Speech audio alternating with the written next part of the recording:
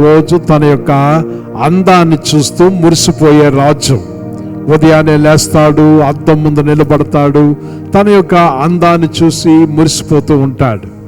ఇది గమనించిన మంత్రి ప్రజల యొక్క బాధలు, దేశం యొక్క బాధలు మన రాజు పట్టించుకోవడం లేదు, ఈ అద్దం చాలా ఆటంకంగా ఉందని ఆలోచించి రాత్రికి రాత్రి వేళ అద్దాన్ని తొలగించి ఒక కిటికీ పెడతాడు.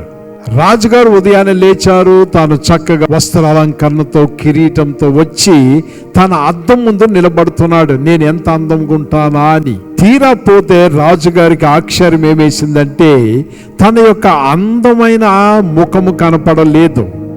అక్కడ బీదరికము, ఆకలి, జబ్బులు, చావు బ్రతుకుల మధ్య ఉన్న వ్యక్తులందరూ కనబడుతున్నారు. ఇదంతా చూసి ఒక్కసారి రాజు ఆశ్చర్యపోయి నా అందం ఏమైపోయింది, ఎవరు ఈ అద్దాన్ని తొలగించారని కేకలు వేస్తాడు. అప్పుడు మంత్రి వచ్చి అంటాడు, రాజా క్షమించండి, మీరు ఎల్లప్పుడూ మీ అందాన్ని చూసుకుని మురిసిపోతున్నారు, కానీ దేశంలో ఉన్న అవసరతను పట్టించుకోవడం లేదు. అందుకే నేను అద్దాన్ని తొలగించి ఒక చక్కని కిటికీని ఏర్పాటు చేశాను. ఆ కిటికీ గుండా మన దేశ పరిస్థితిని చూడాలని. ఇప్పుడు వాక్యము విన్నది, దేవుని స్తుతించేది మన అందాన్ని మనం చూసుకోవడానికేనా?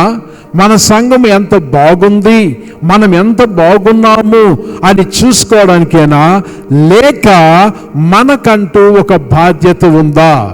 దేవుడు తన యొక్క విశ్వాసులకు ఇచ్చిన బాధ్యత మన సమాజము, మన దేశము, మన యొక్క కుటుంబాల కోసం మనము ప్రార్థన చేయాలి.